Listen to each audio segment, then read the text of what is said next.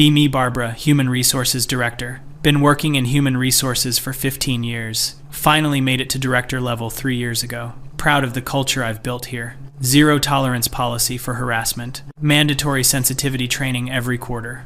Anonymous reporting system I designed myself. Monthly all-hands meetings about workplace respect. Everyone should feel safe, especially women. This is my life's work. Monday morning, walking through the office. Notice something weird. Derek from accounting has a small black device clipped to his shirt pocket. Looks like a camera. Definitely a camera. Walk over to his desk. Derek, what is that? He doesn't even look up from his computer. Body camera. My jaw literally drops. Excuse me, a body camera? Yep, records video and audio. 1080p, 12-hour battery life. Feel my face getting hot. Derek, you cannot record people without their consent in the workplace. He finally looks at me, completely calm. Actually checked with legal. One-party consent state. As long as I'm part of the conversation, I'm good. My hands are shaking. This is creating a hostile work environment. He goes back to his computer. Is it though? Storm back to my office. Immediately email the entire male staff about recording policies. Spend an hour drafting it. Explain how cameras violate privacy. Explain how this creates anxiety for other employees. Explain how this demonstrates a lack of trust. Explain the importance of psychological safety.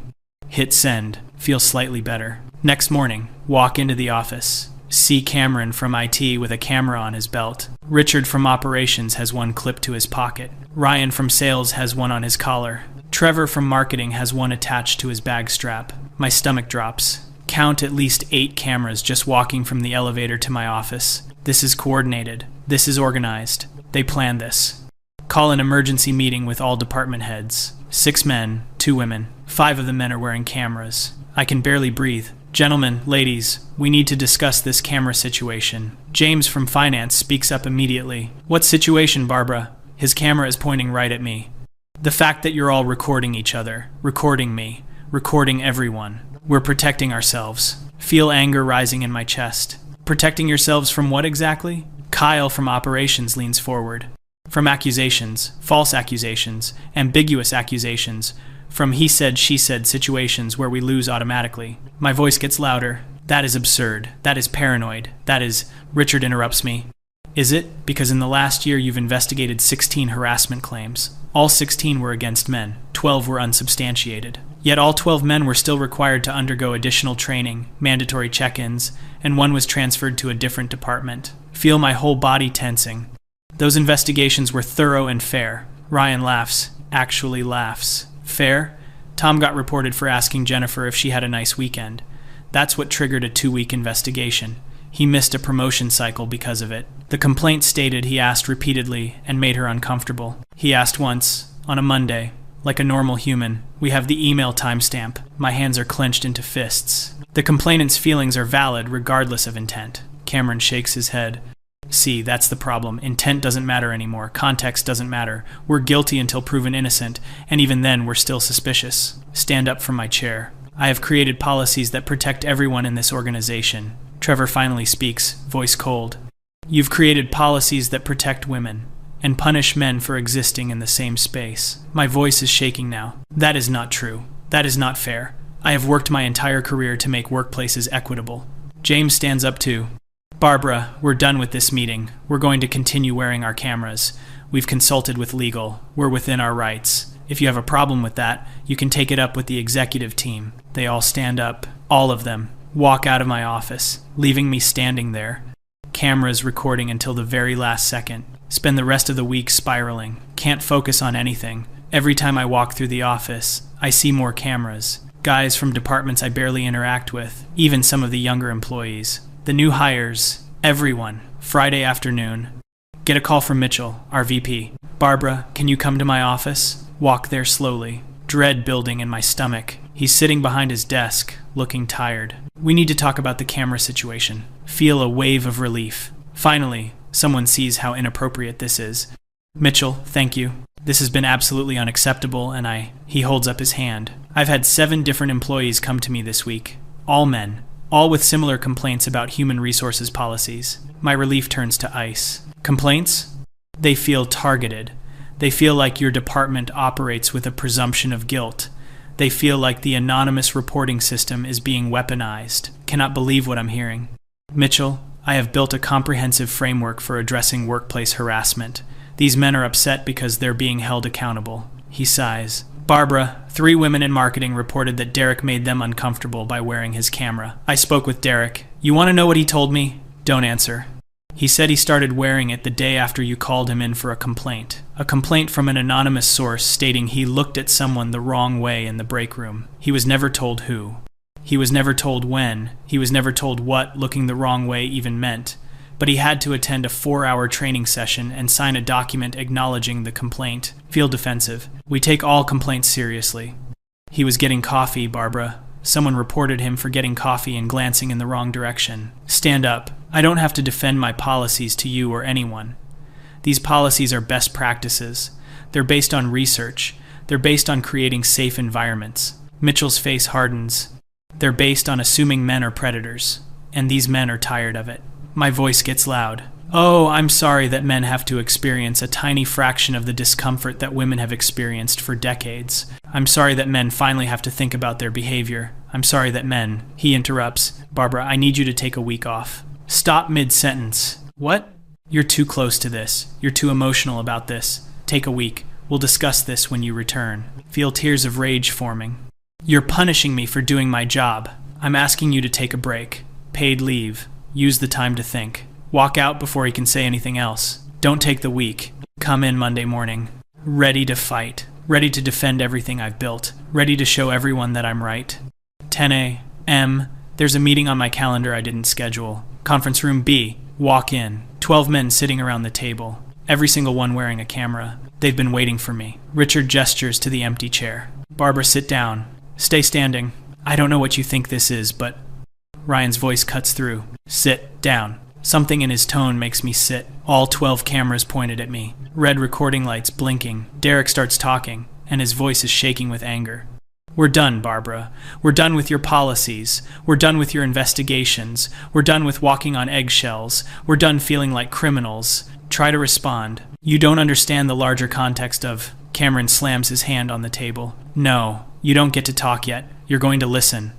Have never been spoken to like this. Feel panic rising. Look toward the door. Trevor continues. For 2 years, we've dealt with your system, your anonymous complaints, your guilty until proven innocent investigations, your mandatory trainings that treat us like we're all one step away from assault.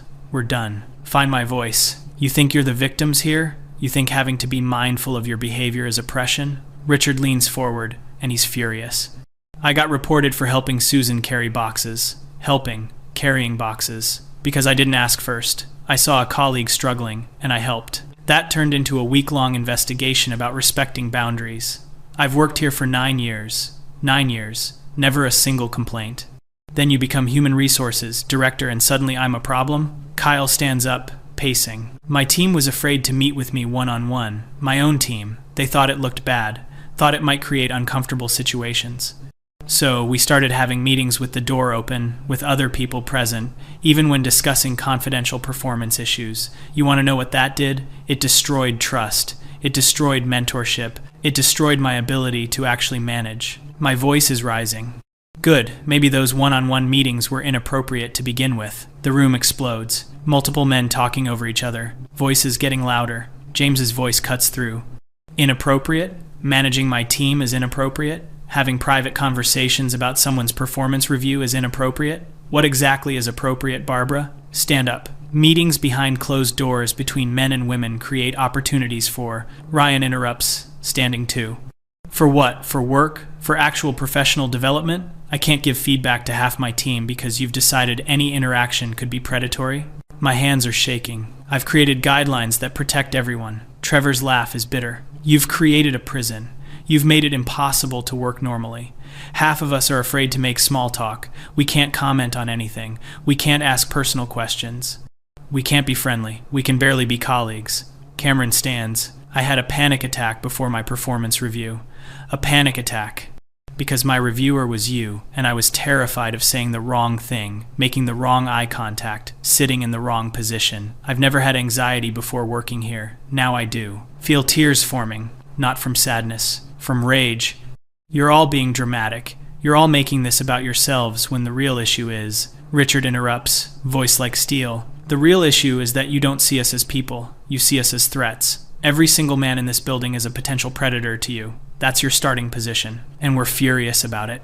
Multiple men start talking at once. Derek, you rejected my request for parental leave modification because flexibility is designed to help working mothers. Kyle, you told me I was being aggressive in a meeting where I disagreed with you, but when Sarah disagreed using the same tone, she was being assertive. Ryan, you implemented a policy where men can't travel alone with female colleagues, but women can travel alone with male colleagues. Explain that.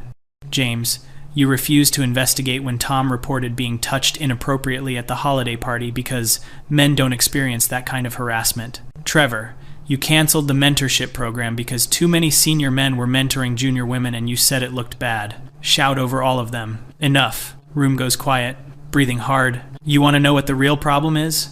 The real problem is that for decades, centuries, women have had to navigate workplaces designed by men, for men, that excluded them, harassed them, diminished them.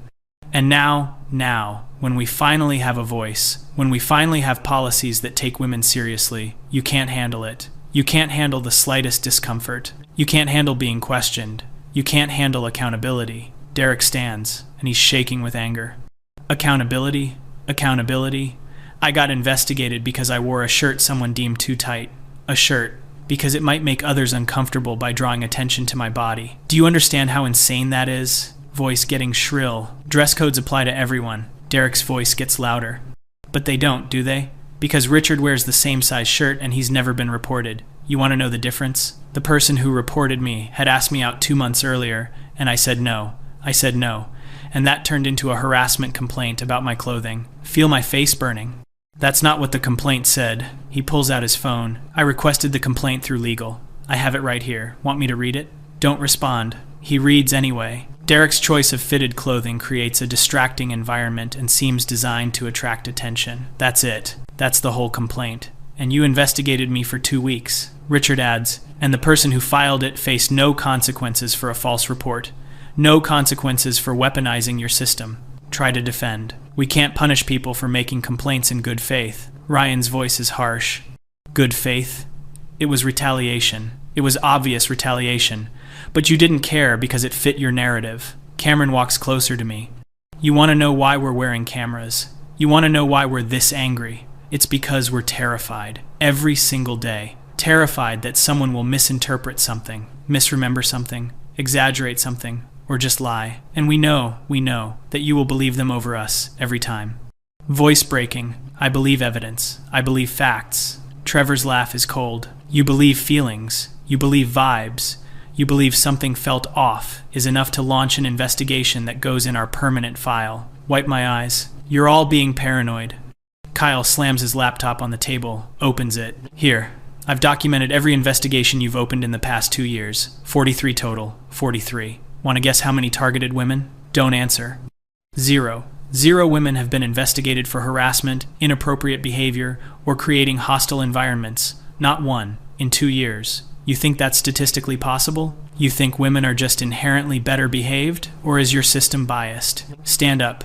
Women report more because women experience more. James stands too. Or women report more because they know you'll take their side. They know the system is rigged in their favor. They know there's no consequences for false reports. My voice is shaking. False reports are extremely rare. Richard's voice is dangerous. Are they? Or do you just refuse to acknowledge them? Because I can name 6 off the top of my head from this office alone. Derek adds, when I proved my complaint was false, literally proved it with email timestamps and witness statements, nothing happened to the person who filed it. Nothing. But I still had to do the training. Still had to have monthly check-ins. Still have it in my file. Where's the fairness in that? Feel cornered. Feel attacked. Feel like everything I've built is crumbling. You don't understand. You can't understand. Women are still harassed. Still discriminated against. Still... Ryan interrupts. We're not saying they aren't. We're saying your solution is to discriminate against us instead, and we're done with it. Trevor adds, we tried talking to you, individually. We tried raising concerns. You dismissed all of us, called us defensive, called us part of the problem. So we stopped talking and started recording. Slumped back in my chair. The cameras make everyone uncomfortable. Cameron's voice is firm. Your policies make us uncomfortable. The cameras make us safe. Last attempt. Mitchell won't allow this to continue. Kyle smiles, but it's not friendly. Mitchell approved the cameras. We met with him and legal before we started wearing them. They reviewed your investigation records. They reviewed the complaints. They reviewed the outcomes. Mitchell agrees there's a problem. Feel the room spinning. That's not, he told me to take time off, but he didn't say. James finishes. He's requiring you to undergo retraining, bias training, investigation best practices, due process, and all of your future investigations will be reviewed by legal before any action is taken. Stand up too fast. Chair falls backward. You went around me. You undermined me. You coordinated against me. Derek's voice is calm now. We protected ourselves, that's all. The same way women have had to protect themselves for years. You should understand that. Feel like screaming. It's not the same. It's not the same at all. Richard stands. You're right. It's not. Because when we protect ourselves, you call it hostile. When women protect themselves, you call it necessary. That's the double standard we're done with. Grab my bag.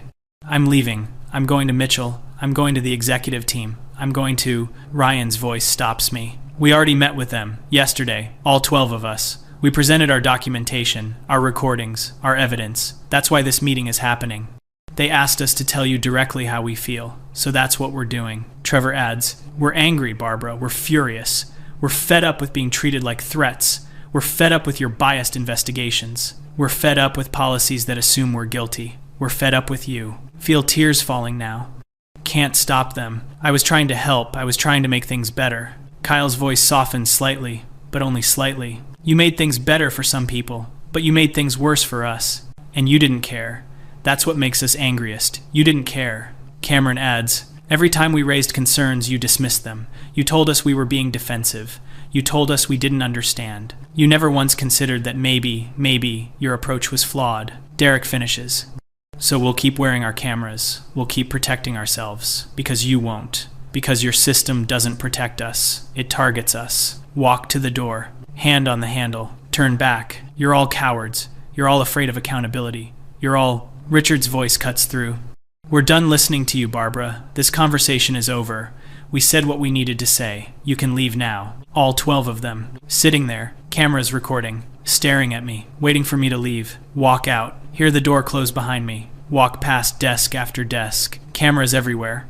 Little red lights, blinking, recording, protecting, reach my office, close the door, sit in the dark, try to understand what just happened, try to understand how everything went so wrong, try to understand how the people I was protecting became the people I was hurting. But mostly I just sit there, furious, humiliated, defeated, while outside my office, the cameras keep recording, and the men keep working, finally feeling safe. From me,